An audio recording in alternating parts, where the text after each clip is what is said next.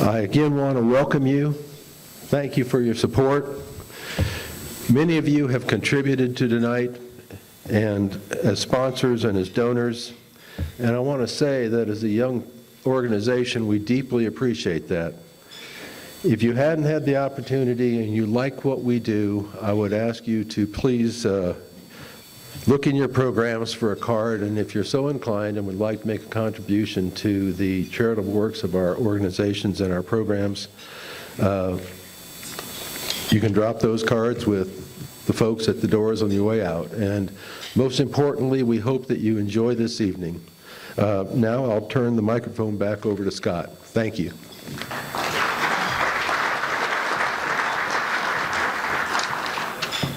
Thank you, Chuck, very, very, very much. Well, ladies and gentlemen, to start things off this evening, I'd like to recognize some of our great supporters of our dinner tonight that Chuck mentioned. As you know, events such as this depend on the generosity of sponsors, and you'll find many of them listed in your program. And while I won't acknowledge them all individually, I do want to recognize and certainly thank our title sponsor, Hillwood Corporation. Not only has Hillwood provided generous financial support, but they've helped in so many other ways to plan and execute this event here this evening. So ladies and gentlemen, please help me with a round of applause for Hillwood and Chairman Ross Perot, Jr.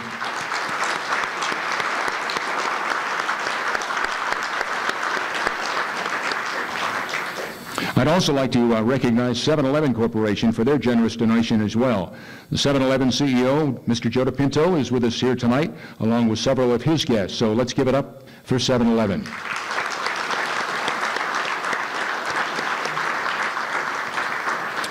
Now, most of our table sponsors are listed in the program, but there were some late additions, and you can see the complete list on the screen behind me. So let's once again put those forks down just for a sec and give it up for them as well, all right?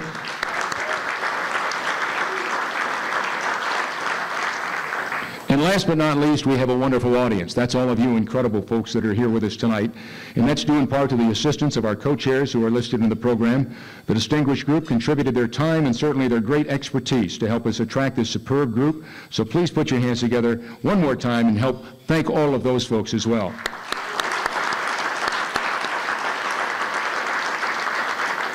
And I would be remiss if I also didn't thank a young lady by the name of Beverly Briney, one of Sam Johnson's two daughters. Beverly and her sister Ginny have been, faithful supporters of our program, and you're going to hear from them a little later on tonight. So, Beverly, wherever you might be out there, thank you, thank you, thank you. And, oh, you're up here. I didn't even see you. How are you? It's good to see you again. I'm so sorry. I'm so focused on what I'm doing and where I'm going and what I'm doing. Oh, God love you. It's great to see you again. Now, your sister couldn't be here with us tonight, right? But she sends her best, and that means you're going to be twice as good as everything, right? Okay, thank you, my friend. So good. Okay, let's see. Finally, I want to recognize the young men and women who are our nation's future. In addition to the soldiers from the Dallas Recruiting Battalion that you saw here, the presentation of our colors, we have the cadets from Air Force Junior ROTC from Wiley and Wiley East High Schools, and also Marine Corps Junior ROTC from McKinney High School. And the future of our country, and certainly the all-volunteer force which depends on it, defends and just does so many incredible things, depends on these incredible men and women like these who understand the obligations of living in a democratic republic and see service as something bigger than themselves. These cadets have already attended many of our regular programs and volunteered to pitch in tonight to help with the setup, the parking, the coat check, the escort duty, and whatever else was needed. I mean, they're above and beyond. And so we can't thank them enough for helping us make this a great evening tonight. So let's give it up for our future.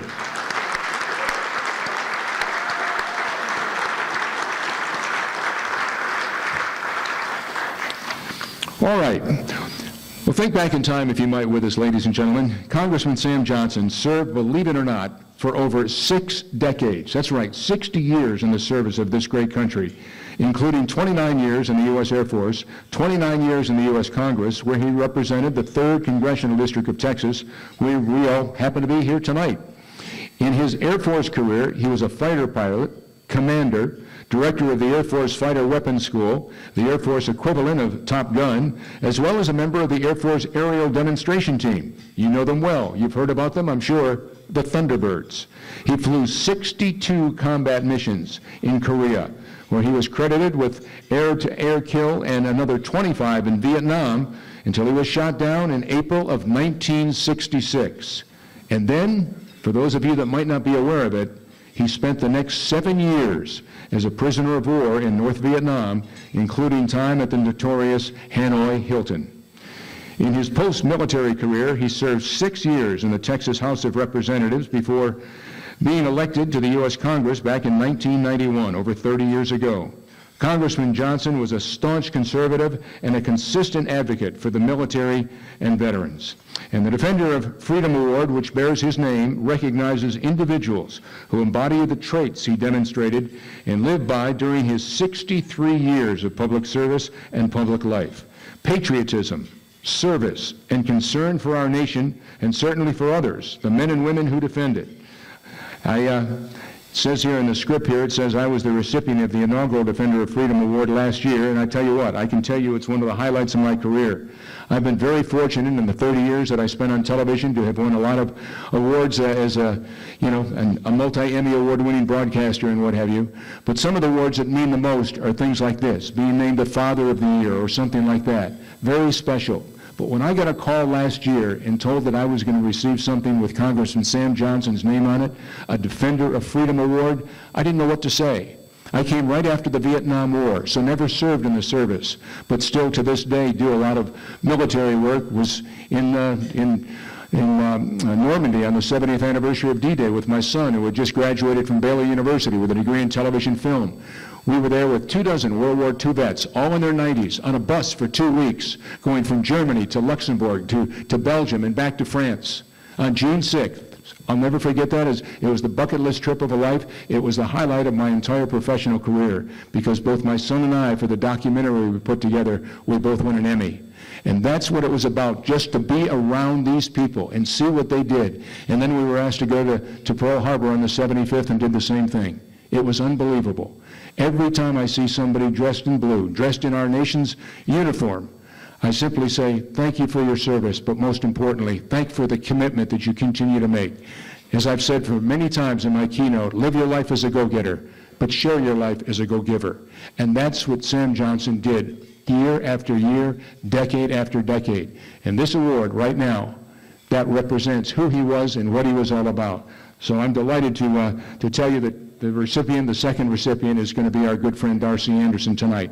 It is above and beyond. And for those who know Darcy, during his career, he was devoted as well. His time, his energy to causes which support our military, and you'll hear more about it from our next speaker. Well, ladies and gentlemen, it is now my pleasure to introduce to you General Michael Buzz Mosley to say a few words about our honoree. General Mosley concluded his 40-plus year military career back in 2008. About 15 years ago, as the 18th Chief of Staff of the United States Air Force, where he was the nation's senior airman and principal military advisor to the President of the United States. And during his career, he flew combat and commanded forces in many of the world's hotspots. As commander of U.S. Air Forces in the Middle East after 9/11, he planned and executed the air wars in both Iraq and Afghanistan, including the precision strikes which helped defeat the Taliban and the Al-Qaeda in Afghanistan, and the shock and awe campaign which kicked off Operation Iraqi Freedom back in 2003. General Mosley's highest military levels and positions all around the world, is the recipient of more U.S. and foreign awards than we have time to recount on this night, including being knighted by Her Majesty the Queen of England. Yes, indeed. He's a graduate of Texas A&M University, a native of Grand Prairie, and back in 2007, the city of Grand Prairie honored him by naming a public school after him in his hometown of Grand Prairie, the Mike Mosley Elementary School. He currently serves as chairman of Hillwood Aviation with offices in Texas and activities on a global scale. Ladies and gentlemen, please welcome General Buzz Mosley.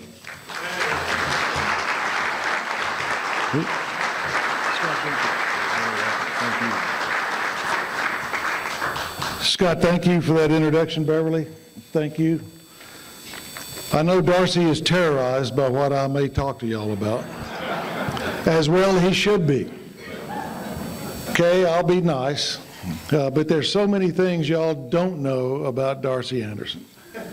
but I'm going to save that for a little bit. First off, let me say thank you for the opportunity to share a few words about one of my dearest friends and one of the most decent people I've ever been around, and a couple that my family views as family, Kay and Darcy. In fact, my daughter, I talked to her while we were driving up here, and Tricia said to be sure to hug both of your necks, so consider yourself virtually hugged. Jenny, wife Jenny, said the same thing. So Kay and Darcy, from my family to your family, this is one. So I'm going to break this up into a couple of parts. One is going to be about Darcy, the professional, the public servant, the person that everybody would like to be, because he is that person. In Hillwood, the Hillwood brothers and sisters that are here, we know him as Mr. Anderson. If you've ever seen the movie The Matrix, you know who Mr. Anderson is. Darcy is Mr. Anderson. And it's an honor and a privilege to have an opportunity to introduce Darcy and some of the things about him and this award. The other part of this, Beverly, is I have had an association with Air Force fighter pilot Sam Johnson and Congressman Sam Johnson for a long time, and so I'm privileged to be able to share a few thoughts about that, because it intersects two people in my life that really matter, Darcy and Congressman Anderson. But so let me start.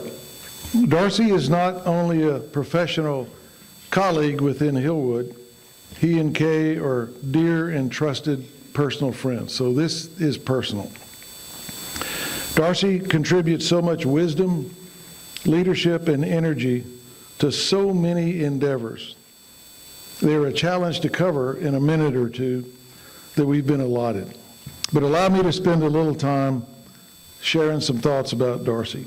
He graduated from the United States Military Academy at West Point, class of 78, served 5 years in the Army.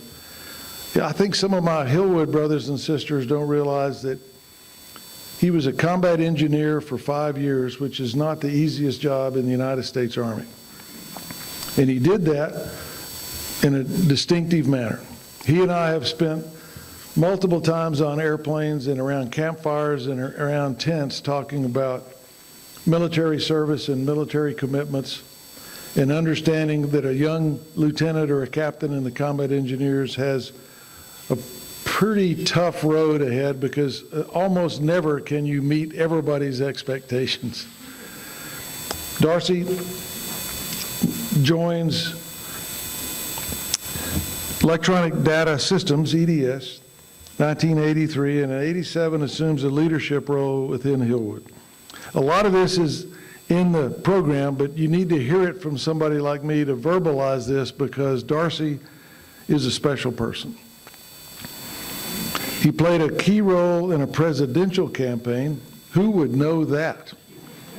For Mr. Perot, within the Perot petition drive, United We Stand, and for the campaign. And he has shared so many experiences with me, one of which was he got to spend a lot of time with Cher in California, who is a supporter of Mr. Perot. And I said, Darcy, you mean like Cher? And he goes, yeah, Cher. And I went, wow. He is currently the vice chairman of Hillwood Management, leading efforts across real estate, oil and gas, investments. And in his spare time, which he has almost no spare time, he serves as the advisor to the West Point Society of North Texas, past board member of the West Point Association of Graduates, serving as Congressman Sam Johnson's Service Academy Selection Board for over 20 years, and selected and serves as a civilian aide to the Secretary of the Army for North Texas. When I was the Chief of Staff of the Air Force, I had 22 civilians from across the country that were our Air Force Civic Leaders Group, which is exactly what the Secretary of the Army has done, and made Darcy one of those individuals. My objective for having those, and I know the Army's in the same ilk, was I want to bring people together a couple of times a year and listen to what they say as opposed to what's going on in Washington.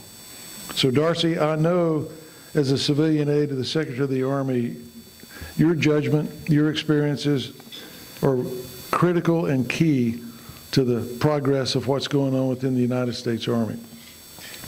In addition to that, he serves on the Board of Directors and Executive Committee, Dallas Regional Chamber of Commerce, Board of Directors of the Boy Scouts of America Circle 10 Council. I'm a proud alumni of the Circle 10 Council.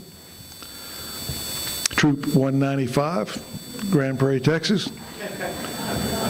He is an advisory board member of Project Recovery, a nonprofit organization that conducts recovery operations of World War II downed aircraft.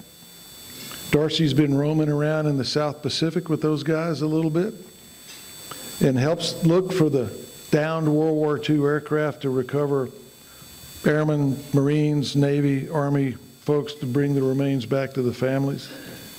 Can you imagine in his busy day that he takes time to go to the South Pacific and roam around on an island to find the wreckage of an airplane to bring the remains back to the family? That's Darcy. On top of all that, he is also active with the business executives for national security at the local and national level. So that is kind of the overall picture of Darcy the professional. So now let's talk a little bit about Darcy, my friend. And I know my Hillwood brothers and sisters will appreciate this first observation. If you open a fashion magazine to look at the fashion of someone, Darcy's picture is right on the cover. Whether you're walking around on a battlefield, whether you are on an island in the South Pacific, whether you're on an oil derrick in northern Iraq in Kurdistan, whether you're hunting deer in South Texas or birds in East Texas, wherever you are, the top of the fashion statement, the top is Mr. Anderson. He is the style sheriff of Hillwood. He's the fashion marshal of Hillwood. Today at lunch, he was a fashion plate. From his shoes till his jacket, Darcy Anderson is the personification of fashion. He sets the standard high for Hillwood. That is Mr. Anderson. Also, he is a student of the arts. Kay will remember this very well.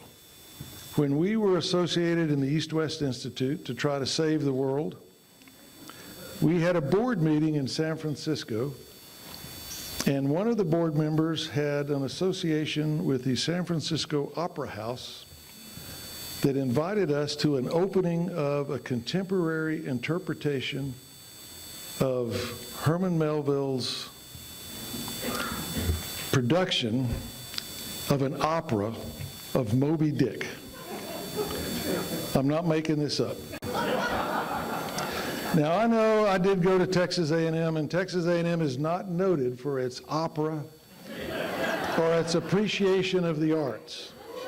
But in this case, we were experienced with an unbelievable contemporary interpretation of opera that Darcy and Kay bailed out of at halftime. I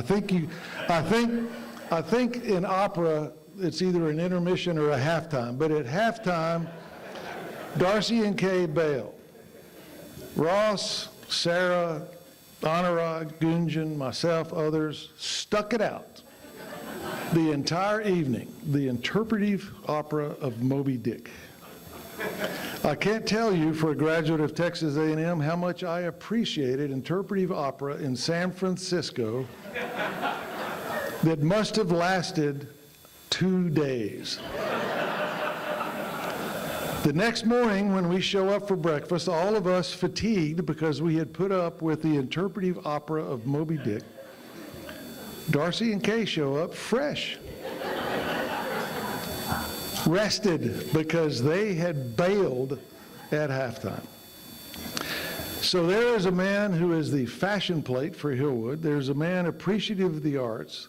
And there's only one more thing I want to share with you, which I was reminded of at lunch today, and that is his aggressive defense of his home and family against reptiles, and in this case, lizards.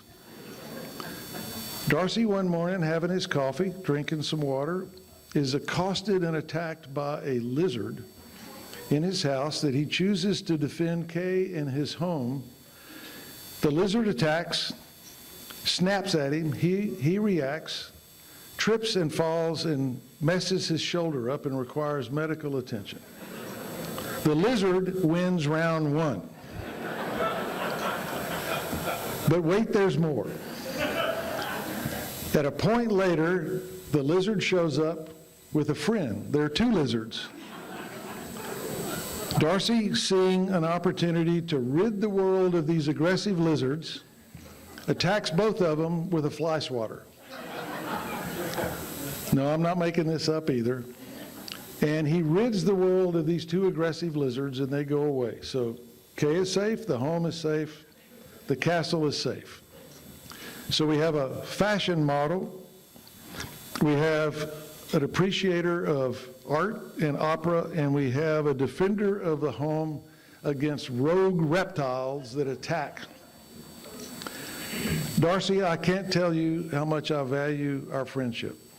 I can't tell you how much Jenny and I value friendship with Kay and you. All of this about this award and you is so well deserved.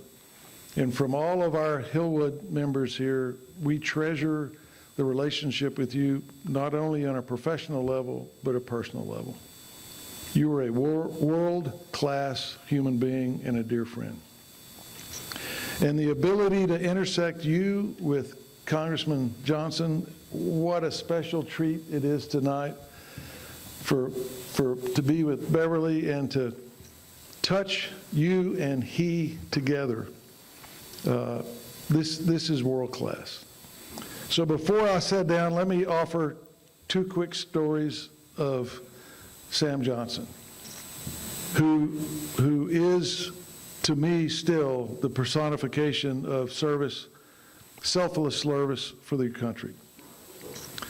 1979, I'm a young captain at Holloman Air Force Base. I'm flying F-15As and I'm loving life. Our ops officer in the 7th Squadron, the Fighting Bunyaps, is a guy named Hayden Lockhart, who was the longest Air Force POW, spent 8 years. He calls me in one day and says, Mosley, we're getting a new air division commander. You're going to be one of his IPs. I said, yes, sir. Who is this guy? He goes, he's a friend of mine. His name is Sam Johnson. You'll like him. Go over and see him. Okay, so I go get a haircut. I polish my boots. I get a clean flight suit. And I get some time on the new Air Division commander's schedule. And I go over and I report in a military manner. Captain Mosley, 7th Squadron, I'm going to be one of your IPs. Sam Johnson says, Mosley, I've looked into you. I said, yes, sir. He goes, you went to Texas A&M. I said, yes, sir. This is the first conversation I had with the new Air Division commander. He said, do you know any good Aggie jokes? I said, sir, I know a million Aggie jokes. He said, okay. He said, do you know where I went to school? I said, sir, I have looked into you, and I know where you went to school. He said, I went to SMU. I said, sir, I know you went to SMU, but I'm confused. I didn't know boys went to SMU. He slapped his desk, and he said, are you shitting me? I said, sir, I'm going to be your IP. When are you ready to fly? He goes, and he said, he was laughing with that little grin that was on his face, and he goes, Mosley, you'll do. Let's go fly. That was my first, within minutes, understanding that I really liked this guy. Fast forward, I got Beverly's permission to tell this story. Fast forward to when I was the chief. Phone call rings, secretary comes in and says, Congressman Johnson's on the phone. I pick up the phone, Congressman. He goes, Mosley, how are you doing? I said, sir, I'm fine. Where are you? He goes, I'm in Thailand. I said, Thailand? He goes, yep, we got a lead. There may be an American, and I'm going into north of here, and I may need your help. I went, sir, what do you need? He goes, I may need a ride if I have to run. And I said, sir, talk me through this. So as it turns out, he was asking if he got into Vietnam and found an American, how could we get him out? I said, sir, give me a minute. Can you give me your number and we'll call you back? So in about 20 minutes, I called him back and I said, sir, here's the deal. We're going to position an airplane out of Hickam. We're going to fly it into Guam. We're going to fly it from Guam into Thailand. And if you need that airplane, it will be in place for you. If you need to get out, we'll get you out. He goes, are we worried about customs? Are we worried about any of that? I said, sir, don't ask any of those questions. If you need to get out, the airplane will be there. Back a little bit, I called the wing at Hickam and said, I need to talk to somebody that's operating one of the Gulf Streams. Kid comes on the phone. I said, partner, what I want you to do is fly a training mission from Hickam to Guam. I want you to park at Guam, give me a call, and I will tell you whether you go to Thailand or whether you come home. If you go to Thailand, you may get somebody that gets on your airplane, and then I want you to bring that person back to Honolulu. He goes, sir, do I need to know anything else? I went, you do not. This is between you and me. You go there, and if somebody gets on that airplane, you bring those people back to Hawaii. I said, you got any questions? No, sir. I went, okay. Execute your mission. Turns out there wasn't an American. We brought Congressman Johnson back, and he and I shared that story a few times, and he said, did you ask permission to do that? I went, nah, we don't need that. It was a training mission. It was a peaceful training mission from Hawaii to Guam, Guam to Thailand, and back. So let me get off the stage with those two observations. One of somebody who is one of the dearest friends I've got, who is a great American and represents everything good about everything we would like to be, with the intersection of your dad, who is also a great American, and a proud Satan's angel fighting 433rd Squadron, which I was privileged to command. And so, Beverly, your dad was a special person. Darcy, we love you, man.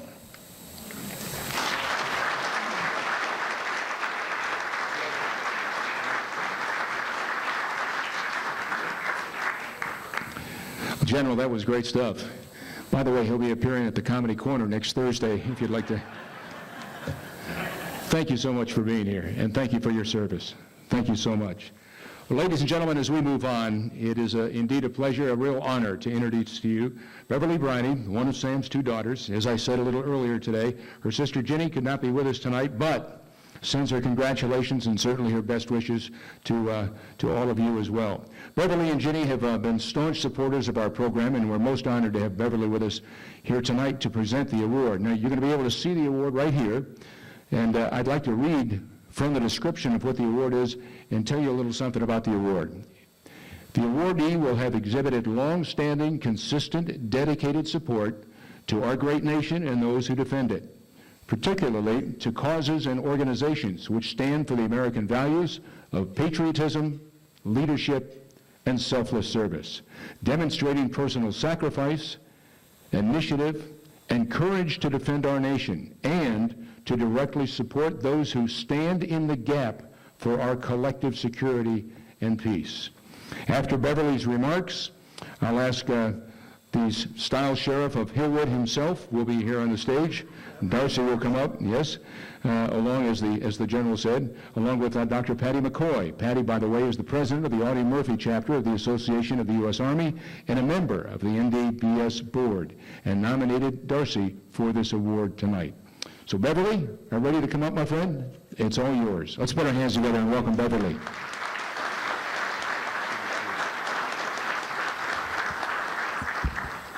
Thank you.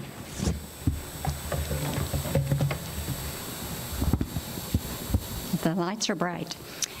Good evening. I'm Beverly Briney, Sam Johnson's youngest daughter. I'm here tonight with my husband, Scott, and as Scott said, my sister Jenny sends her regards from North Carolina. She couldn't make it. But I'm honored to participate in the presentation of the Sam Johnson Defender of Freedom Award. And since I've been speaking about Dad, one of the things I've enjoyed is relating stories he shared with me about his life. Tonight I'm going to continue in that tradition and share a little more of his life and some of his service activities. As you've heard, Dad has a strong personality. He did. As an only child, he was adventurous and active in life. In an early volunteer role while in junior high, he served on the library board. But he claims that my mom had him kicked off for talking too much. And despite that, he continued volunteering and serving. He served then in ROTC in high school toward the end of World War II, and ROTC was his path to end that girls' school, SMU. This opportunity was the door to flying and his career in the Air Force. Flying became the second love of his life, and probably many of you know his first love was Shirley, his wife of 60 years. I can't remember. He used to send her pictures of clouds and sky that he would take while flying, sharing his adventure with her, and I can attest to that because my sister and I ran across a stack of those just a couple of years ago going through some of his things, just pictures of clouds. Dad lived in many places, as most of you did, and his service in the Air Force introduced him to countless people, General Moseley being one and Ross Perot Sr. another. He carried more than a few of these relationships beyond the Air Force into the Congress. I don't know what he did for General Moseley, but I've learned a few things tonight. But I do know that Dad made at least 2, maybe 3 trips, which were just referenced, for Mr. Perot to the Far East, specifically Vietnam, tracking down POWs who never materialized. It was my understanding that on one trip he carried around $5,000 in bribery money, just in case. And on another, probably the one General Moseley just mentioned, he gave a speech to the Thailand Parliament before they would let him leave the country. And probably again the same trip, Speaker Denny Hastert held up a vote in the House until he returned. So, in the Texas State House, he was on the committee that handled prisons and corrections.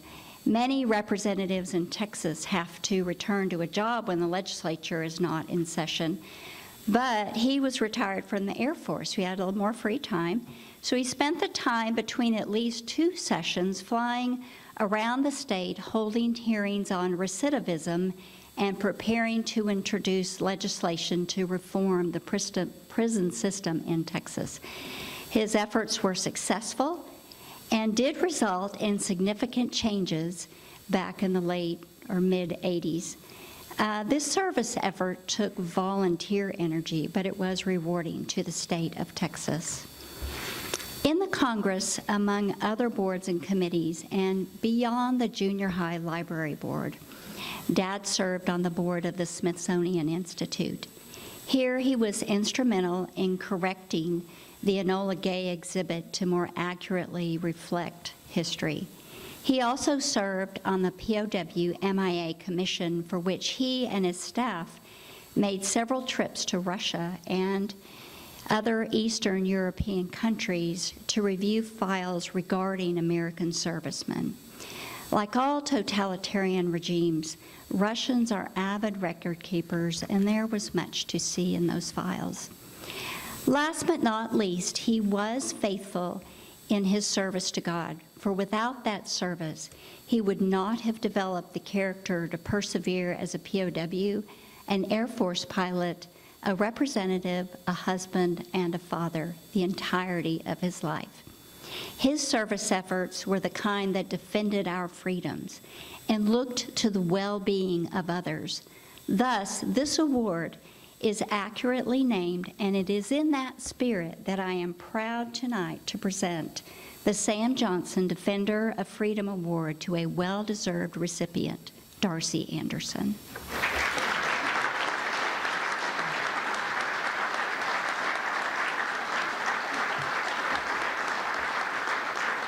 Is your husband coming to the stage?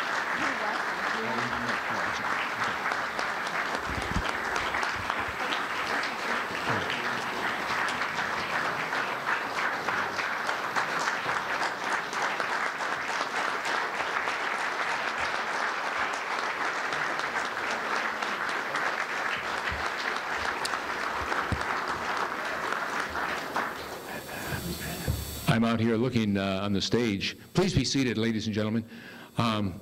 Looking at the stage because they've got some blue tape there, and our names are on there, and I guess we're going to have a photo moment. Is that right? Okay.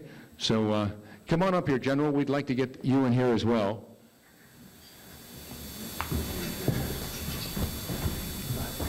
Okay.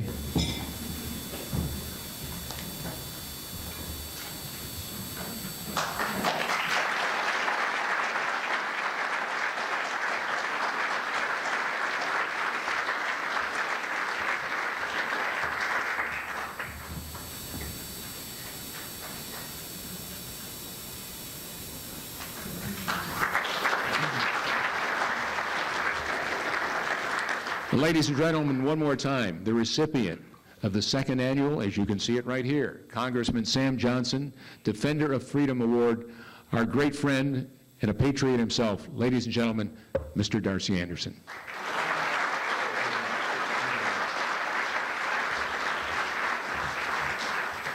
Wow, thank you all. Thank you very much. General Mosley, thank you for that, where is he? There he is. Thank you for that amazing introduction. I just want all of you to know that most of what General Mosley said was true. And General, thank you for being here and making the journey from South Carolina. You know, maybe there's very few good things about the Dallas Cowboys losing last weekend, but if they would have won, they would be playing right now. And this room would be empty. It would be Kay and Corbin, General Mosley, and a few others. So maybe next year, let's go Cowboys. I would like to extend my gratitude and thanks to the National Defense Briefing Series and the Dallas chapters of the Air Force and Space Force Association of the U.S. Army, Military Order of the World Wars, the Jewish War Veterans, and the Navy League for this recognition. I also want to thank Jeannie Schwapuk and Lindsay Palmer from the Hillwood team who were here to help put this event together, so thank you. And Beverly, I want to say a special thanks to you and the Sam Johnson family for allowing his name and his legacy to be put onto this beautiful award. Beverly, your presence, your words tonight truly embody the spirit of Sam Johnson. And thank you so much for being here. Beverly, where are you? There you are. Thank you so much for being here, and it's an unbelievable honor to represent your family and your father in this way. He was an amazing man and an incredible legacy. It was my privilege to work with Congressman Johnson on his Service Academy Selection Committee for over 2 decades. And this was a role that deepened my admiration for his commitment for nurturing future military leaders. I cherished our time together, and it allowed me to get to know him on a real personal level. As you can imagine, he was incredibly committed to the nomination of top-notch young men and women in the 3rd District to attend our service academies. And knowing him as I did really makes this award very special, personally special to me. So it's an honor to have many esteemed guests here tonight. Senator Kay Bailey Hutchison, General Mike Scaparrotti, and Jim Falk. Thank you for being here, and look forward to your conversation here in a little bit, and I look forward to hearing your perspective and some of your good stories. And I want to really thank everybody for being here tonight on a Saturday night to give up your evening to join us. But it also reflects your commitment to our nation's defense and the values of this great country. So thank you for being here.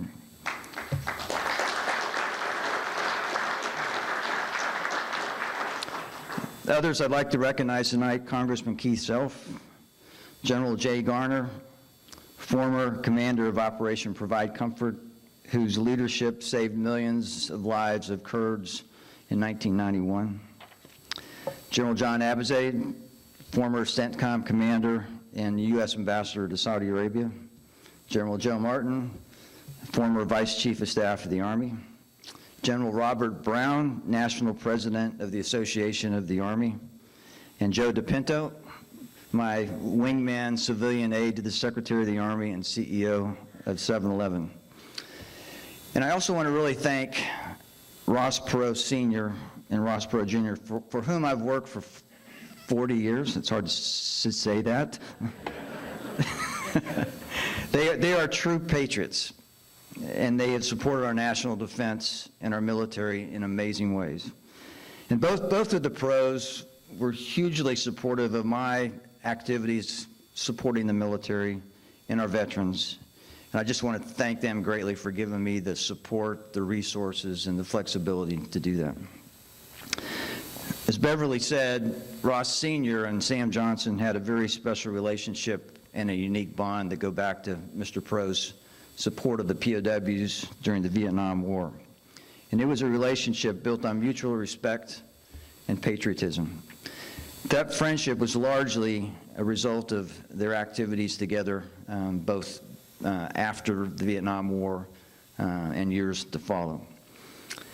And I remember one really poignant moment. Sam Johnson was in our office in Dallas. It was the last time, unfortunately, he made the visit. And I was with him, and I was with Mr. Perot, Ross Sr., when Sam turned to Ross and said, "You know, Ross, I would not be alive today if it wasn't for what you did for me and my fellow POWs." And I'll never forget that moment.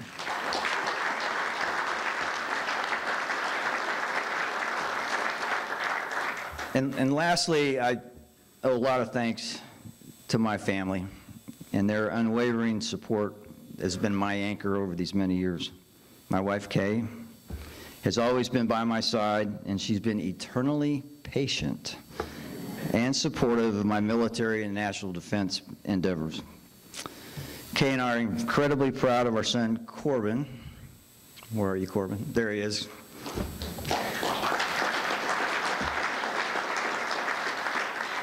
Corbin aspired to be a pilot ever since he was 2 years old. He would throw fits when he'd go to the grocery store when Kay would not let him play with plastic planes at Tom Thumb and would have to drag him out of the grocery store. But ever since then, he's wanted to be a pilot, and he fulfilled his dream after graduating from West Point in 2013 and served for 8 years as a Black Hawk helicopter pilot on active duty.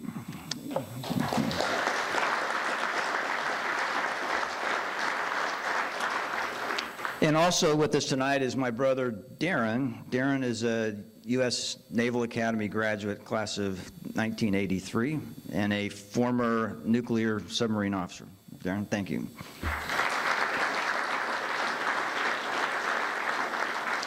So, in closing, I want to urge all of us to think a minute about how we can support our armed forces. The need to attract high-caliber individuals to our military ranks is more critical than ever. And every voice in this room can make a difference in our recruiting efforts. Lieutenant Colonel Jesse Seha is here today. Jesse, would you stand up? There he is. Jesse commands the Army Recruiting Battalion here in North Texas and has a tremendous job and a big hill to climb. And I've gotten to know him over the last few months, and one of the things Joe and I work to do as civilian aides as Secretary of the Army is help Jesse and his team bring quality people to the United States Army. But all of us can serve as role models, mentors, advocates, and we can help guide high-quality young men and women to consider joining military service. So, and unfortunately, it's becoming more and more difficult to fill the ranks of our services, as I think most of us know. For many, unfortunately, the allure of military service just isn't what it was perhaps back after the 9/11 attacks.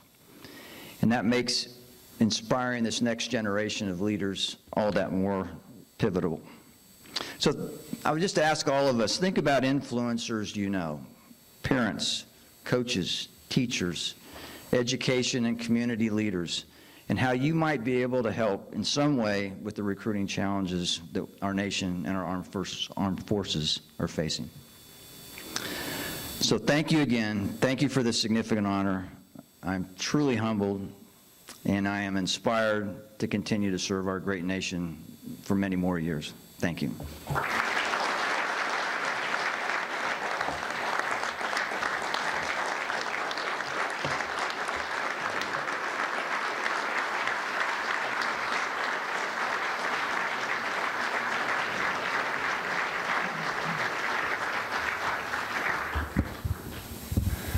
Thank you, Darcy.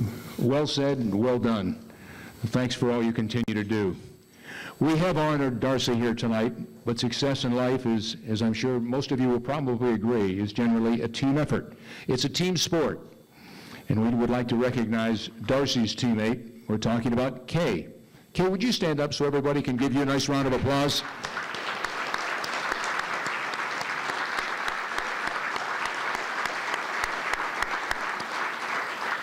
On behalf of the board of the National Defense Briefing Series, General Campbell has a dozen roses that we hope you'll accept as a token of our respect and our great appreciation for you. So these are for you, my friend. There they are. Congratulations and thank you.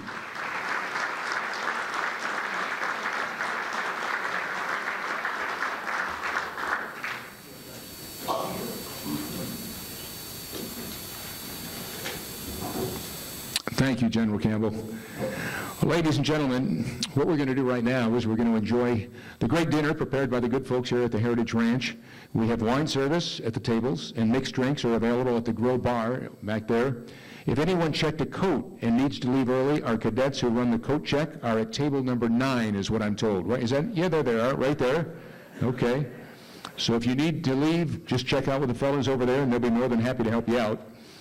And also, during dinner, we're going to be showing you a wonderful video tribute to Darcy, prepared for, well, it was actually put together by his good friends over at Hillwood. And as you watch this video, you're going to be amazed at the breadth of Darcy's career and how many people that you're going to recognize in the video. It's a great piece of work, and I'm sure it will bring back a lot of fond memories for Darcy and his family. And following dinner, we have a very special treat for you. We have a fireside chat, I guess is the best way to put it. Ambassador Kay Bailey Hutchison, General Micah Scaparrotti will be moderated by Jim Falk, and they're going to be discussing the strategic challenges that we all face together as a nation each and every day here in the year 2024. And finally, we're going to have a little auction for you as well with a very special item. That's coming up, so you don't want to miss that. So please don't leave early. We'd love to have you stick around, but we're going to try and stay on time. And then after dinner, we'll move forward with our program. And but in the meantime, enjoy the fellowship at your respective tables. And again, thank you for being here today. We can't thank you enough. And Darcy, this is all for you. Listen to the applause. Congratulations. Well done. Enjoy your dinner, everybody. We'll be back shortly. You'll agree that there doesn't seem to be much good news to talk about today. It doesn't much matter whatever political party you might, let's forget that and put that aside. I mean, our country's just in, certainly not the one that I grew up in, I know that, and I'm sure that most of you probably would agree with me. Many of us struggle to make sense of what's going on in the world day in and day out, not just in our country, but all around the great nation of the planet of planet Earth. And 2024 is shaping up to be maybe best put, a scary year, with a contentious national election and 3 crisis areas that could boil over into regional conflict every single day. So today, or tonight, we have the privilege to have with us two individuals with unique experiences in dealing with the strategic issues that affect us all, our vital national interests. And they are joining us in a fireside chat. No fireside, but they're here, at least that format, for a discussion called Navigating the Storm, U.S. Response to Geopolitical Threats. Now, our participants are certainly well known to most of you. The Honorable Ambassador K. Bailey Hutchison was the 22nd United States Permanent Representative to NATO from,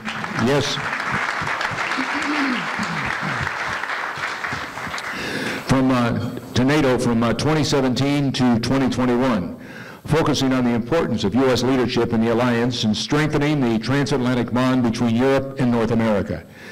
She represented the great state of Texas in the United States Senate from 1993 to 2013, served in the Texas House of Representatives from 1972 to 1976, and was the Texas State Treasurer from 1990 to 1993.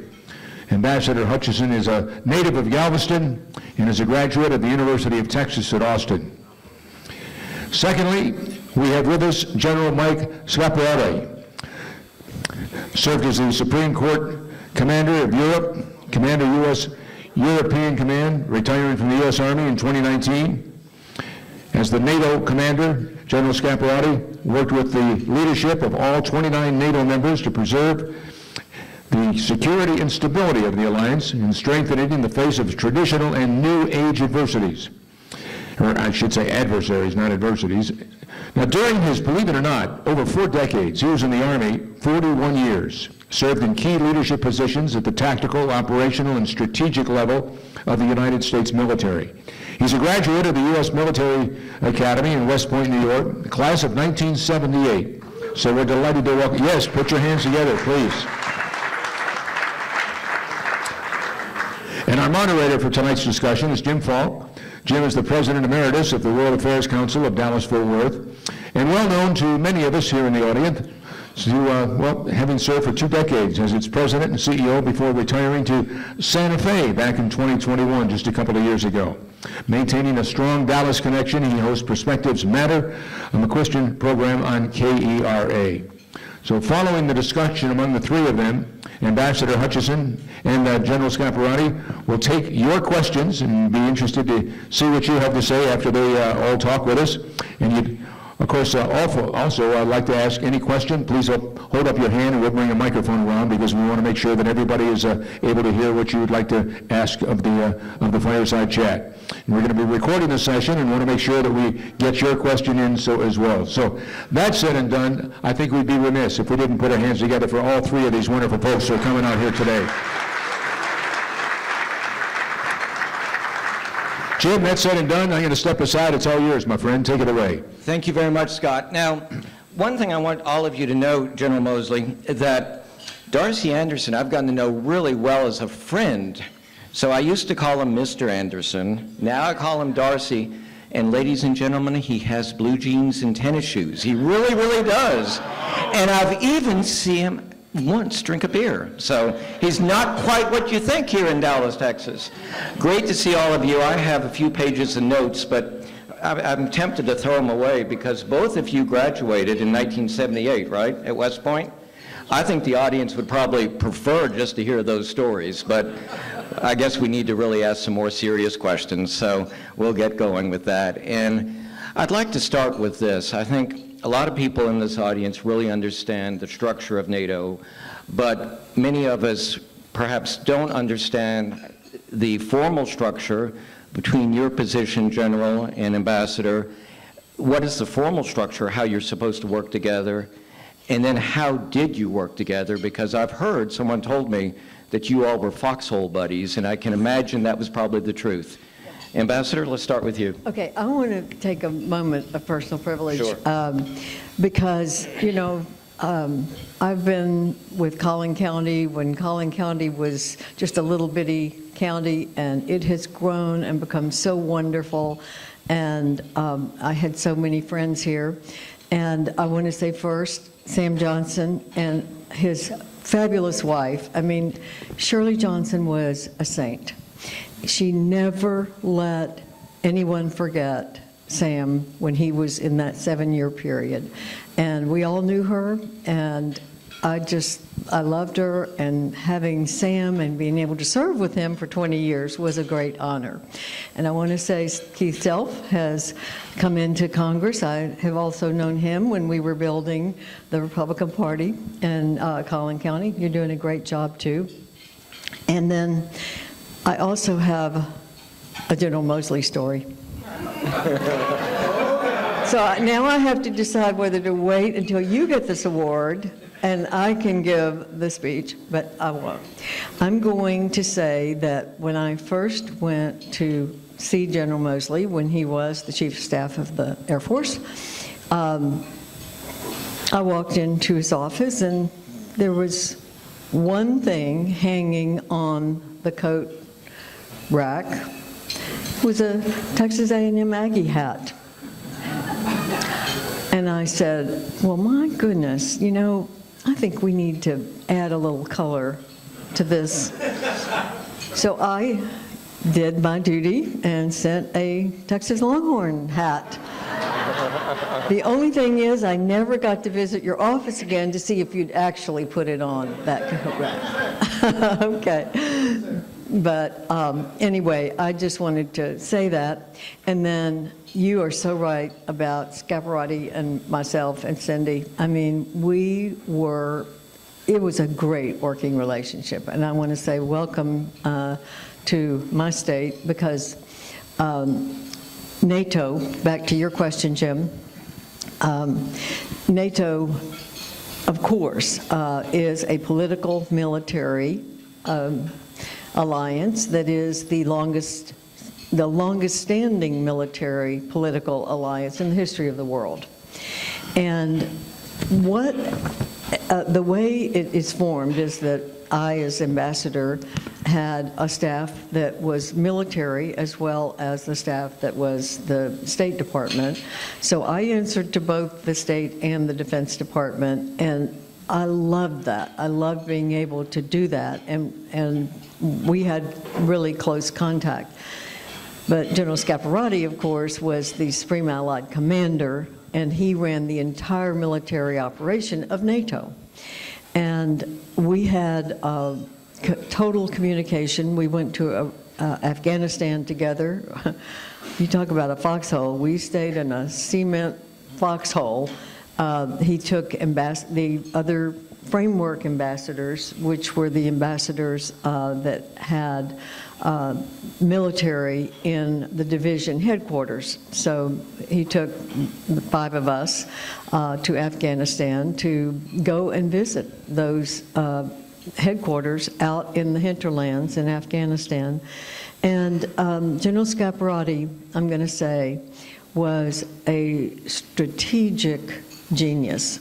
And when I got to NATO, he was already there, and every one of my colleagues, the other ambassadors, they so respected General Scaparrotti, and he did the entire reform, really, of the military structure and operation, which he'll talk about, unless I do a filibuster and keep talking.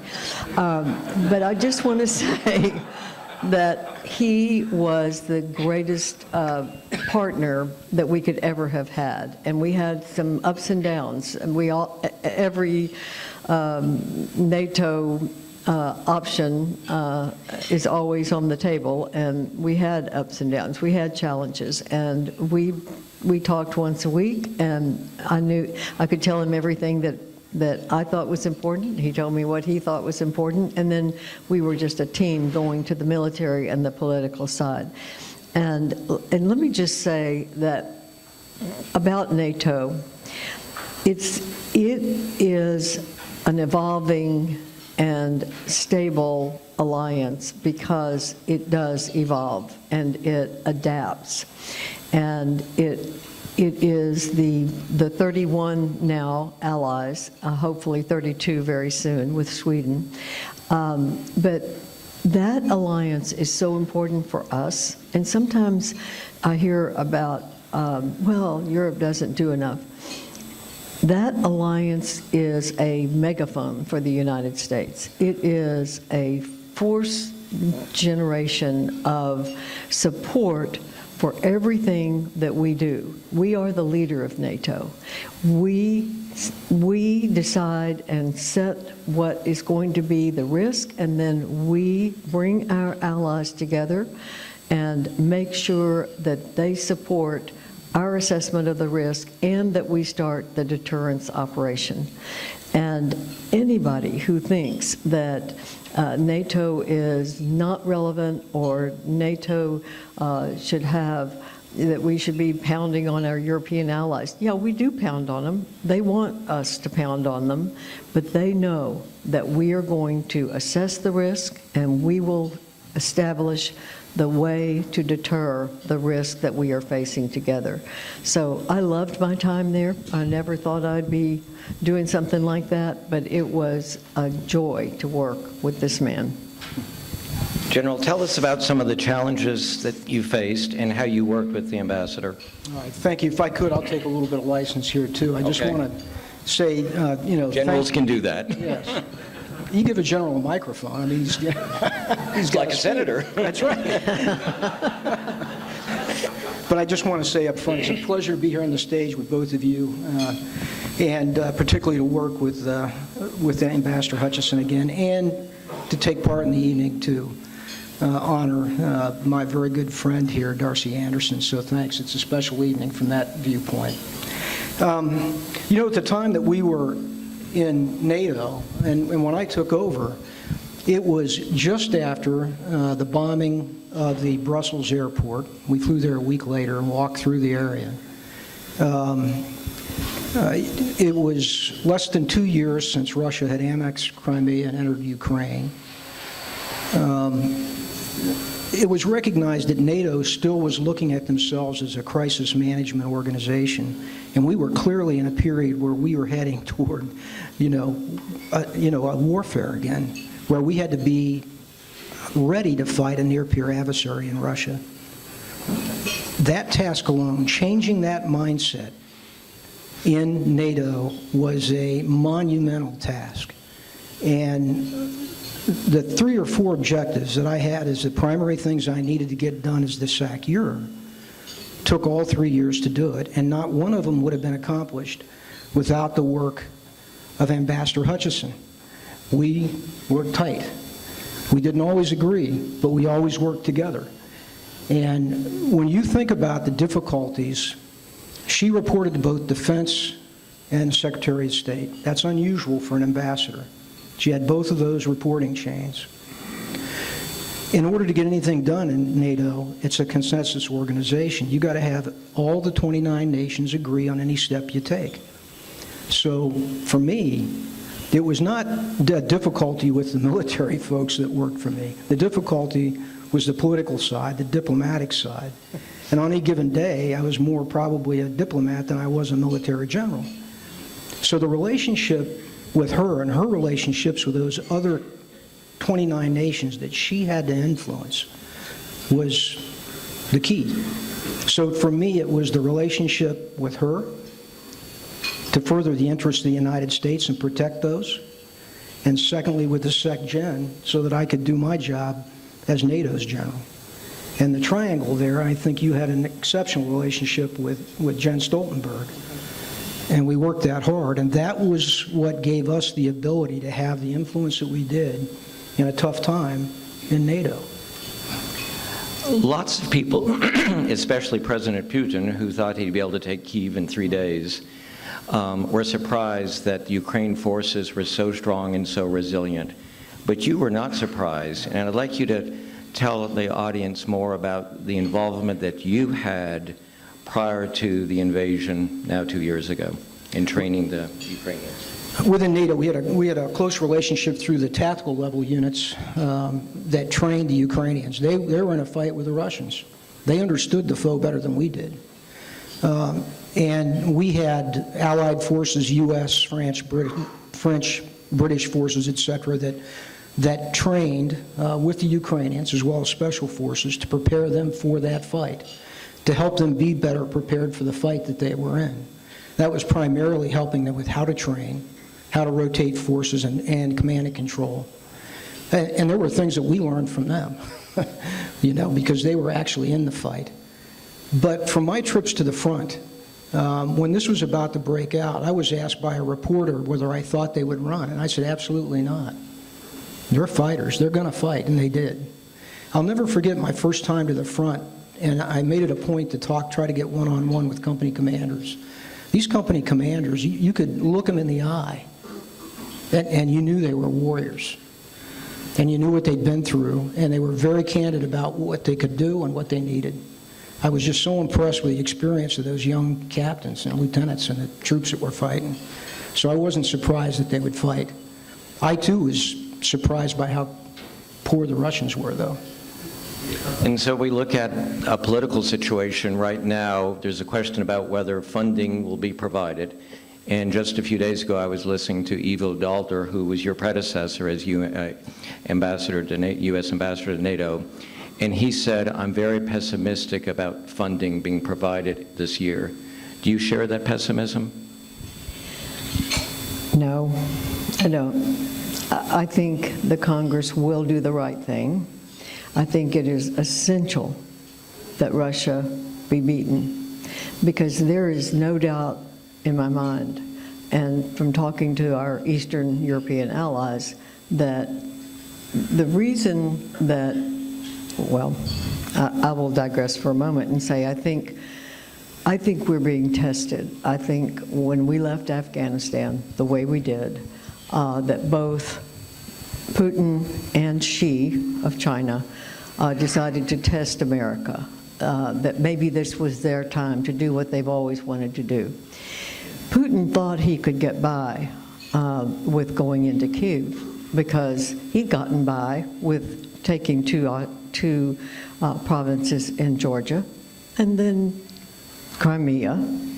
And we sort of protested and then went along and said, well, never mind. And now we've got to stop. The buck has stopped. Because if he is really able to take Ukraine, it'll be Moldova, or he'll keep moving. And then it will be Lithuania, Latvia, Estonia, or someplace that is in NATO. And then our troops are going to be on the ground. So we need to help Ukraine. We should have helped them more in the beginning, in my opinion. And they've got to win, or we're going to have our sons and daughters on the ground in Europe. And that is the last thing that I think Congress will do. And I am not pessimistic, and I believe they will come around. But this holdup is a leverage point to protect the border of the United States. And I support that. I support that we must get control of our sovereign territory. So I believe the Congress will do the right thing. I think they will hold out to get what we have to have at the border, and that we will fund Ukraine, and we will stick with Ukraine, and we will not walk away. But with additional funding, perhaps that will come through. But when you look at what happened this summer with the offensive, where everyone thought that there would be this success, essentially right now we have a stalemate. Is there a military, how does Ukraine win this war militarily so that there can be hopefully a political solution? Well, I think first of all that in the period we're in right now, it's a war of attrition. It's pretty well stalled, but it's also winter. I think there's capacity in the Ukrainians to gain the initiative again, but it's going to take us giving them the equipment and support they need, and not giving it out, but giving it to them as quickly as we can get it to them. I think they have the capacity at this point to turn this around. I'm not an optimist that would tell you that I think that's easily going to happen. I think it's probably more of a war of attrition for quite some time, but I think they could do it. We need to give them the equipment they need, and we need to give it to them quickly. the withholding of long-range precision fires, et cetera, the aircraft we could have given them earlier, made all the difference in the world. And today we've got to get after that and provide for that. It seems like, though, Ukrainians are hedging their bets. They're really devoting a lot of money now to building up their own manufacturing, and yet some of those factories will not be open for 2 or 3 years. So how are they? Will Europe step up, do you think? I hope Europe will step up. I can't say confidently that they will. I can tell you, I've been to Europe just recently, several trips. They understand the strategic imperative of defeating Russian aggression, but they're having a very difficult time, particularly in the west and the south of Europe, to really come to grips with it, with the true nature of war yet. That's the way I put it. That war is unruly, it's unpredictable, it's brutal, and we better get ready now. You don't have any problem with that perspective in the eastern flank or in the north. The Nordics get it. Everybody in the eastern flank gets it. I just went to, I've been recently in Norway, Sweden, and Finland, and Poland, and all of them have some plan between 3 years and 8 years that they're going to fight the Russians. That's what their planning schedule is, and every one of them, I didn't ask them, they told me what it was. So they get it. And the rest of Europe has to, in my view, come around.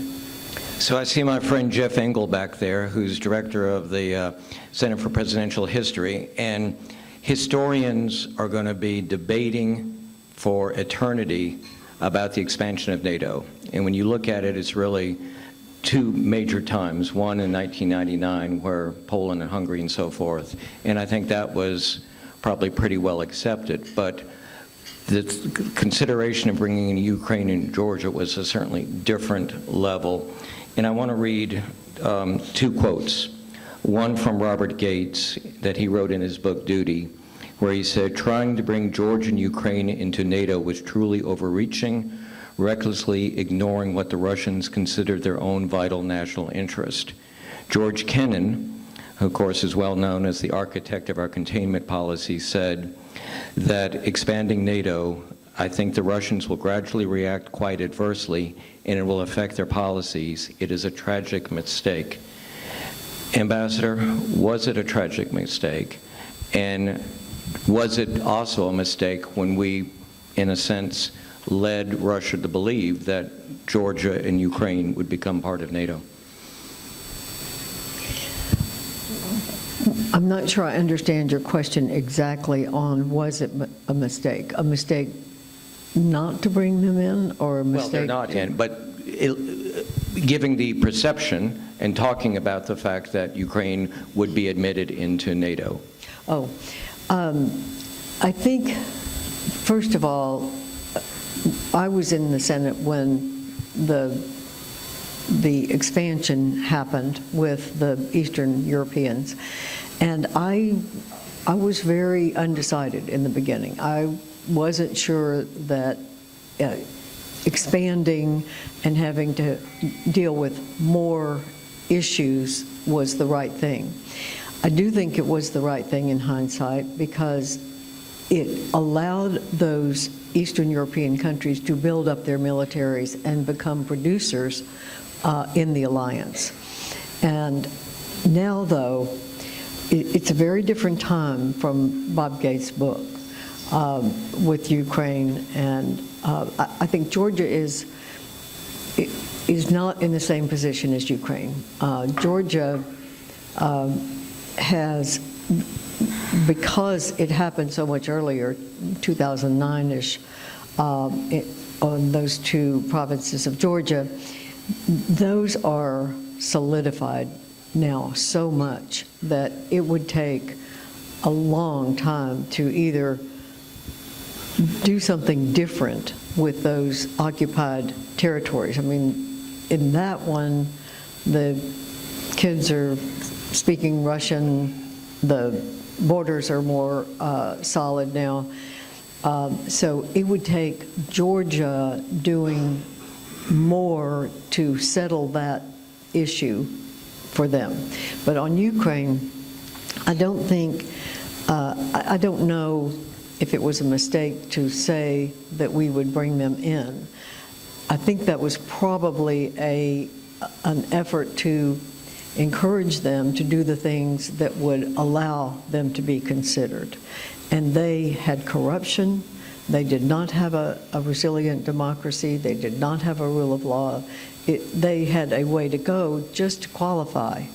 And we were trying to encourage them to do those things. And that's why Zelensky won the election, is because he was a reformer. And the people of Ukraine knew that they had a corruption issue.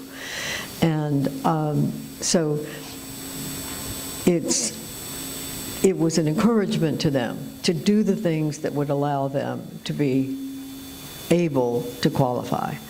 And so I don't think Russia made their decision based on Ukraine. Putin has wanted to recreate the Soviet Union since he took over. And he has said he wants to recreate the Soviet Union, the mother Russia. He says the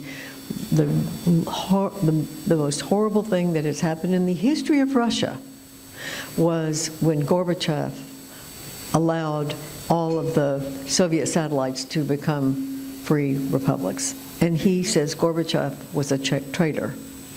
And so he has imbued that in his people and his military. I'm told that his military have drunk the Kool-Aid. I mean, they believe that the West is an aggressor taking over their republics. And so now we're in a different situation. And now I think the Ukrainians will have, when this is over, when it is settled, they will have earned the right to come in. And they're paying the price. And they're doing what we should admire and respect, and I think they should come in, but it's only after the borders are settled and there's not an occupied territory. And it'll be a tough vote because Turkey. And Eric Edelman, who was U.S. Ambassador to Turkey, just recently wrote an article where he said the United States has not been playing hardball. It needs to change its strategy with how we handle Turkey. And I wonder if you agree, General, that Turkey has been quite successful in dictating some of the terms to permit the accession, the membership of Sweden, and now we don't know what's going to happen with Finland. So, Yeah. Well, first Turkey. of all, Turkey is the frustrating ally, I think, of NATO. It was the first country I visited as the SAC for a reason, because I knew that I had to form a relationship with their Chad and their Minister of Defense, and it was going to be an important one. That decision proved to be a good one because several weeks later they had the attempted coup. And I and Cindy had already spent time on the Dardanelles at lunch with the Chad and his wife, and we had spent some time there with them and formed a relationship that became just so important for the remainder of the time that I was the SAC here. Turkey is a country that we need in NATO. It's an essential part of NATO. I think Turkey understands they want to be in NATO as well. They do a great deal for NATO, even though they frustrate us. For instance, they've supported Ukraine. Okay. But at the same token, they're one of the countries, one of the few, that take every issue and maximize their interests in that issue within the alliance. And that's the frustrating part. So we have a war going on. Russia is the aggressor. Turkey is economically profiting from that. They have not reinforced or enforced the sanctions that the other countries have. They have relations with those countries that we've sanctioned. I mean, these are kinds of things. And they've supported Hamas. And so that's correct. And so that's why they're so frustrating. But yet strategically, we can't just push them away. I mean, it's just not the thing to do. So my view is it's a very tough nut to crack. I would be interested in the ambassador, but I happen to believe now, unlike I did when I was SACEUR, that within NATO, we need to come to terms with a means to discipline members who are not supporting the Washington Treaty and the values that that treaty stands for. NATO does not have an article to do that, unlike the EU. But we need to find a way diplomatically to bring them to heel, because at this point, they're Do you see a path civilian- for that? Well, I agree totally that we need some way to be able to overcome when one or two countries is not putting the interests of the alliance first. And it's very frustrating, because every time we have to negotiate some parochial interest of one country, in this case Turkey, but I also agree that they're an invaluable member of NATO. They do a lot. They certainly do their share in the military and in the support of NATO and the finance, all of that. But they're also geographically, they're right there where we need to have a country that is on our side. And they've done a lot with refugees from the Middle East, from Syria. And so we've got to work with them, but it's very frustrating. Now, Second- is there a way, you said?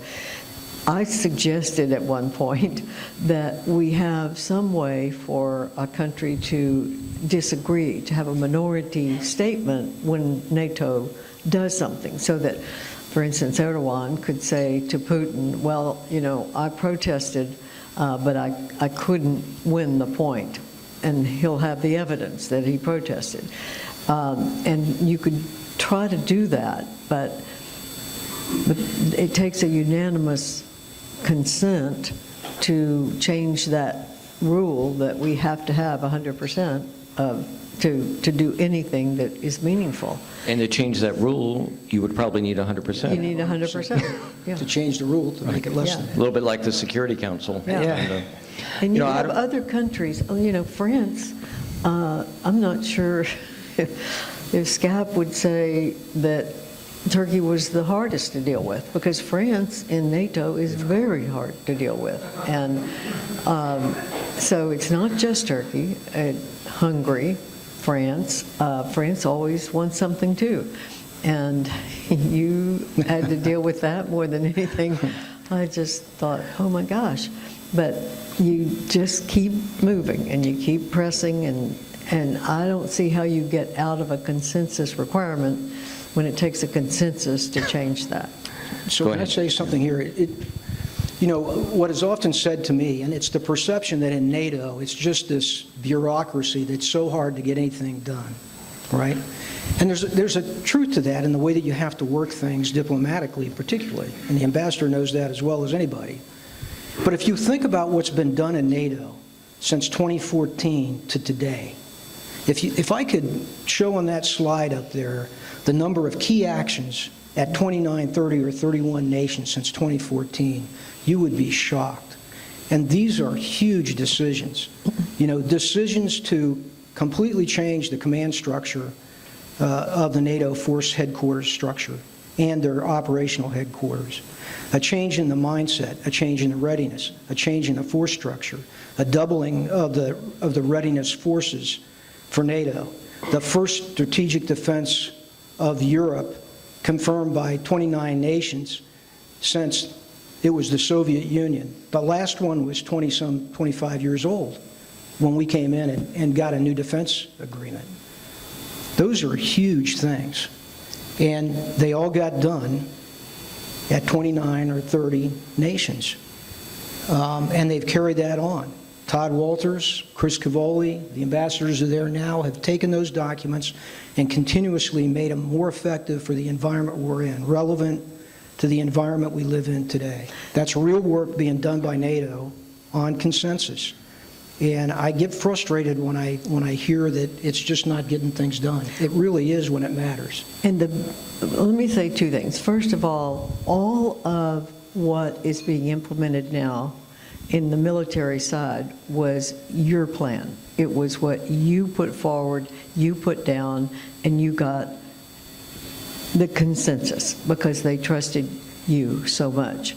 But the other big thing on the political side was I was there in 2019 when our Department of Defense said our 10-year assessment of what we should be focused on right now is China. And I looked around the room and my colleagues' mouths dropped open. They said, "What? China?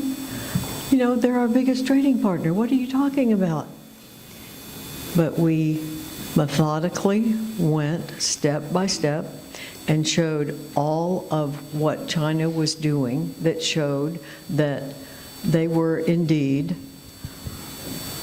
a potential adversary.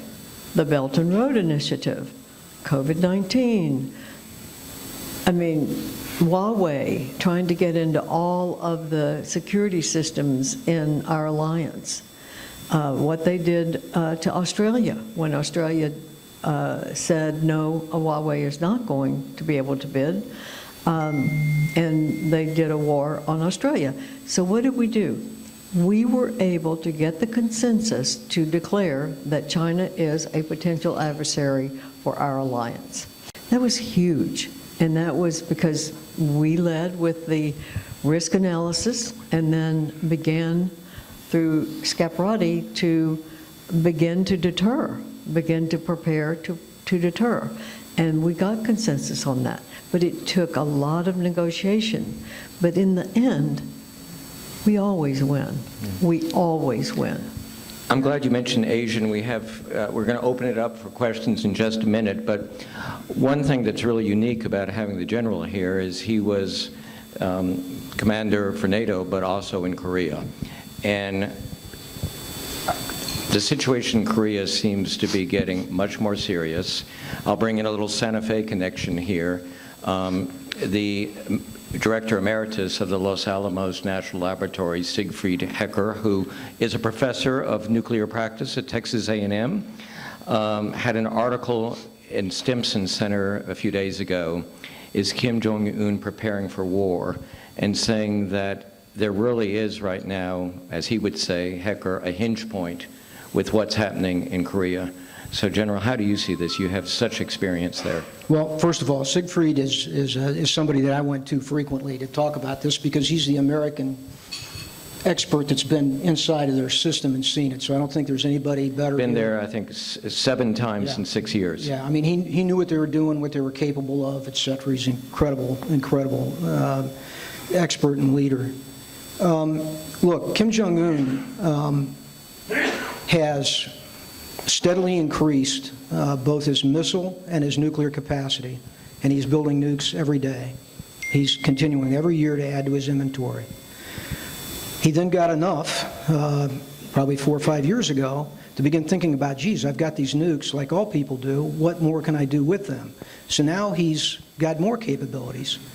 He's demonstrated the ability to launch one from a submarine. We don't know if it's fully complete, but the hardest part is getting it out of the water at the proper angle, and he has done that. So that tells you that he's well on his way. You know, he has now just recently announced an underwater nuclear cruise missile. He's announced that he has tactical ground-deployed nukes. He's shown that he can do ballistic missiles with solid fuel. So his capability is growing, he's got greater lethality, and he's getting better all the time.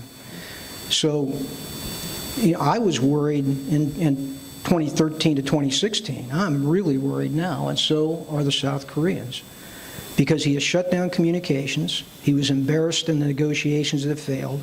He is not talking to us now, and he's moving on. Now, add to that China is no longer a brake on him. When I was the commander there, China was also concerned about Kim Jong-un and would generally vote with us in the UN, right, on the resolutions. and enforce them when he violated them. That's no longer the case. Add to that, he now has a relationship with Russia, which is not favorable for us and not helpful when it comes to his missile capability, satellite, and his nuclear capability. So I think we have every reason to be concerned and every reason to decide that we have to up our game in terms of deterrence and fence with respect to Korea today. Well, that's an optimistic note to start opening it up to the audience. Scott, who has the microphone? All righty. But raise your hand, please, so that we can see what questions, and we have time for probably 3 or 4 questions.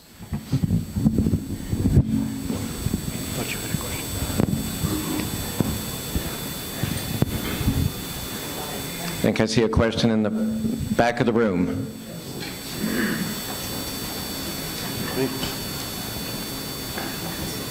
Quick question. Do you see the seeds of Ukraine happening because of President Obama getting Ukraine to give up its nukes? Therefore, when they were in trouble, we provided them with MREs and diapers. Yeah, no, I don't see an issue with them giving up their nukes. Or the nukes they had, we needed, and rightfully so, needed to secure the nukes of the Soviet Union for very good reasons. The issue that we have is that both Russians and us guaranteed their sovereignty as a result of that. And we haven't been as steadfast in that, in our obligation in that, from that time, in my view. We should have been much more, we should have leaned forward much more and provided Ukraine what they needed much more quickly when this aggression started. I would even back up from that. We should have been much tougher on Putin before the war started, and perhaps he would not have attacked. The statement that we would not enter troops into this conflict, I think, was reading Putin completely wrong.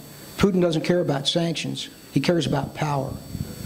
And we misread it. And I think we might not have had a war if we would have said, this is not going to happen on our watch, and moved troops to demonstrate that. Thank you both, General and Ambassador, for being here tonight. We appreciate it so much. One quick question. At what point in time what does it take, maybe I should ask a question that way, for Poland and Romania to decide they want their Air Force involved with this conflict? Well, Poland and Romania both have really good strategic minds in their military. I know most of them. They speak English better than I do for the most part. But I personally believe that they know that they have to be ready to fight. And both those countries, Poland in particular, I mean, they're now at something like 3.9% of their GDP and growing toward defense. They're building what I would consider a very formidable force on the flank, and Romania is close in terms of their relationship with the Poles and the way they plan together. I don't think they're in a hurry to get into that fight. I think they're just in a hurry to make sure they're prepared for that fight. And first of all, they're most concerned about how Ukraine comes out. Put yourself in Poland's place, and if you lose Ukraine, they're in a completely different strategic situation at that point, and they know that. So I just don't think they'll act. I don't think they'll act in that way. I think they've got a good, solid look at this. They're steady customers, and they're getting ready for what they think may happen, and a strong force that they hope will deter any conflict. Madam Ambassador, General, Dr. LaPlante has said often recently that production is deterrence. Can the NATO countries, and by extension the European Union countries, establish an industrial base that will ensure security, and what can the U.S. do to assist that?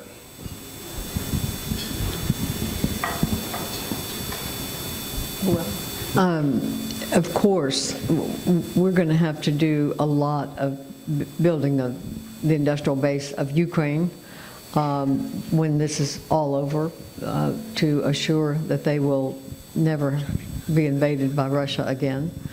Right now, I'm going to say I think the fact that we are getting, and I hate to say this because Congressman Self knows this better than all of us, the current situation.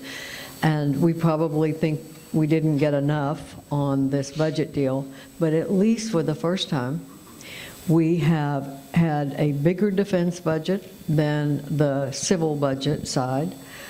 And before, the Democrats always insisted that if we raised defense spending, that we had to raise social spending. This time, the Republicans stood firm, and maybe you didn't get exactly the deal you wanted, but we have more defense to rebuild our defenses for what we're giving to Ukraine, which is, I'm sure Scap knows this much better than I do as well, but we're giving them the older things that we wouldn't be using probably anyway, but we're now rebuilding because the Congress is going to spend more in defense to build our industrial base so that we can help Ukraine and then be ready for whatever might come. But you probably know the details better. Everybody that I talk to in Europe and the countries understand that their industrial base is not what it needs to be for conflict, even to support Ukraine in their own defense today. All those NATO countries that supported Ukraine without question and still support them today, many of them shipped their war stocks to Ukraine. Their cupboards are bare, and they're trying to build them right now, so they know this. In the Nordic countries and the East Flank, it's less of a problem because they've got focus. They know that they're next to the lion's den here. But in Central Europe, and particularly in Germany, who recognizes that and publicly states it, but they're having a very difficult time organizing to deliver, is the way I would put it. They guaranteed 1 million artillery shells. They said it's going to take 3 years to give it to them. You don't have 3 years, so they just need to get grip with this. The other thing I would say, if I could, real quick, is that the United States has a similar problem, and we are acting to correct that, but probably not even fast enough here either, given the state of the world today and our needs in terms of military equipment and particularly munitions. Let me, as a moderator, take prerogative and ask one more question, and that is, both of you were in the room with President Trump. And if you go to his website, he says, we have to finish the process under my administration of fundamentally reevaluating NATO's purpose and NATO's mission. How, if you were in your respective positions now, how would you explain that to your colleagues, either militarily or diplomatically? Well, I think that President, again, this is not the same time. We've had 4 years, and we're in a different situation from when he was in office. Both my Secretary of Defense and my Secretary of State understood the importance of American leadership in NATO. And we were able to keep things together because we were solid for the importance that this is. If you think that Europeans should be like us, you will be disappointed. You will think, well, they're not like us, they're not doing what they need to do. But they have a huge value because, first of all, they are doing more. We are pushing them, as we should. They're doing more. But think of gearing up for China if we were alone. We have the economic leverage in the countries that are NATO allies. We need to use that economic leverage to deter China. We haven't done that yet. I think it is the key thing that we ought to be doing is solidifying NATO allies as well as EU to not let China get by with their continued violations of the rules-based order. We have economic leverage because we are in an alliance. So, of course, I hope that President Trump will see that. Europeans are not like us. They are not like us. We cannot expect them to be like us. We can continue to bring them in and get some help for deterring China, for dealing with Russia, and we will continue to push, but we will, in my opinion, we should not drop out. We should keep the leadership of NATO and move with our economic leverage as a unit to now address all of our defense issues, our security issues. We've got Russia, but we've got China out there with the real power. And I think we've got to have an alliance, and that's why I have to say that NATO has, in a consensus, invited the 4 heads of Asia-Pacific nations to the summits, where the heads of state of Japan, Korea, Australia, and New Zealand have come in and been real players in our NATO summits. We are creating now the deterrence for what is a risk to American security, Canadian and European security. And that is the alliance economic power and the deterrence that we can build together that we would have a hard time building on our own. If I could, if you look at the world we're living in today, the security environment we've got, and we talked briefly about the Middle East, we got issues there, we got a war in the Middle East, we got a war in Europe, problems in the Pacific, potentially with Taiwan. We, the United States, best deal with that through our alliances and our allies. That's just fundamental. And if we walk away from that, we will, one, have a world in a worse place than it is today, without a doubt, and then we will begin to try and figure out how to put those alliances and bring those allies back together. And the first thing we do when we get in a conflict, it's the last thing we need to do, is to walk away from the ROC-US alliance or the NATO alliance. And with respect to President Trump, I would just say, fine, Mr. President, let's have that discussion about the purpose. There's no doubt in my mind, and we heard it often. It may not be said publicly, but it was said often to us by our allies, SCAP, don't you understand that the U.S. must lead NATO? The U.S. must lead NATO. They all know that. They want us to do that. They expect us to do that. And we should, because it's in our interest. And I'm afraid we're almost out of time, but I'm certainly not going to cut you off, Ambassador Senator, so Yeah, go ahead. I just want to say that NATO is a 31-person country alliance right now. With Sweden, they will be 32. But we have 40 partners. We have 40 formal partners. Australia is a formal partner. New Zealand is. We have Middle East foreign partners. We have Kuwait, Jordan, Bahrain, Qatar. We have one in South America and one possibly showing interest as well in South America. We have 40 partners, 32 allies. That is the alliance that we need with our economic power as well as building up our defenses as we need to be doing to the big behemoth of these nuclear-powered adversaries that, this BRICS that they have formed now with India joining Iran, for heaven's sakes, as well as the other, North Korea and Russia. They're trying to build up their power in an alliance. So we have to stay the course and stay strong if we are going to be able to deal with all of this turmoil in the world, to make sure that the Western culture survives and that we protect it. Scott, turn it over to you. Okay, thank you, Jim. Jim, well done. How about the Ambassador and the General? Thank you for your insight.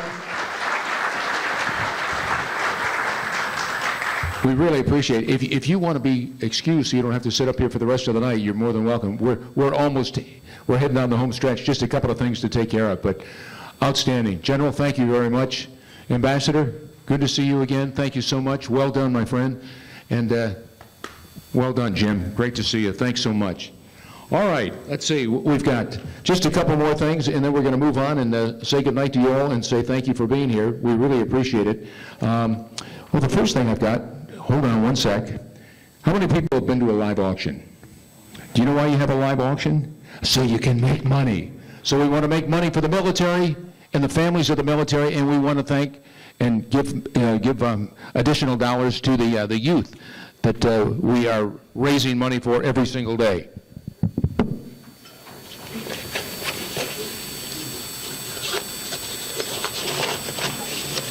Okay. Stand by. I'm coming.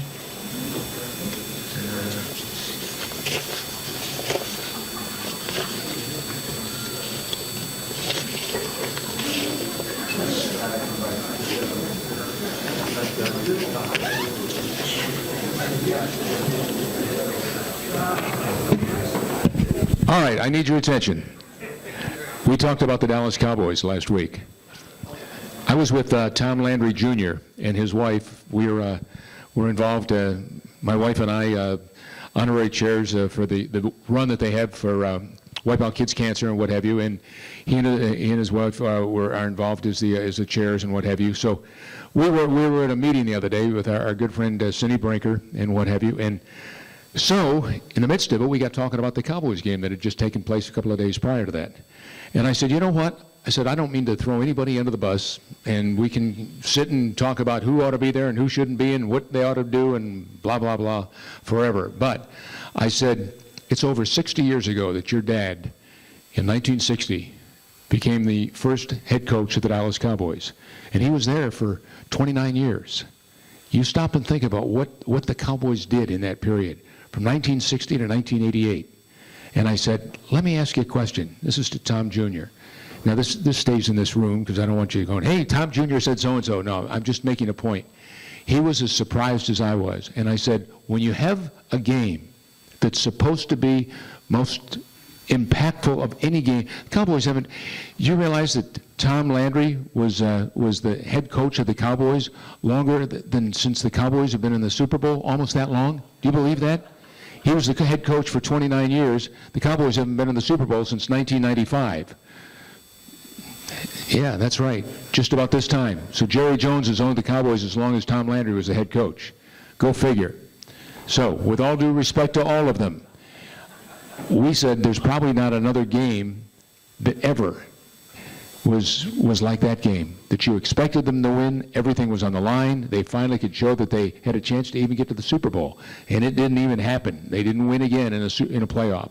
So I got a call this week, and they said, Scott, you know, it'd be fun to have a little live auction. Do you have any footballs at home? I said, yeah, I got all kinds of footballs. What do you want? And they said, have you got a football that's got a couple autographs on it? And I said, well, let me see if I can just get one this week. I'll see who I can find and what I can do. Well, I did a radio show with Daryl Johnston, the Moose, yesterday. And so he said, Scott, I'd be happy to sign that thing for you. But I also had on it already 4 Hall of Famers on it.